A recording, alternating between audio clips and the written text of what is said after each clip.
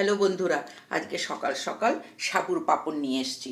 সাবুটাকে রাত্রে ভিজিয়ে জল শুকিয়ে নিলাম, এবার থোড়টাকে তৈরি করেছি। এইবার বানানোর পদ্ধতিটা দেখাচ্ছি। প্রথমে জিরে ফোড়নটা দিলাম, তারপরে কারি পাতাটা দিলাম, তারপরে যখন কারি পাতাটা ফোড়ন হয়ে যাবে তারপরে সাবুটাকে ছেড়ে দিচ্ছি, তারপরে থোড়টা দিচ্ছি। এবার ঠোঁটটাকে দিয়ে এটাকে নাড়াচাড়া করতে হবে। যখন নাড়াচাড়া করে বেশ কিছুক্ষণ হয়ে যাবে, মিশে যাবে, সাবুতে থোড়ে সব মিলেমিশে এক হয়ে যাবে, তারপরে সামান্য পরিমাণে জল দিয়ে দেবো।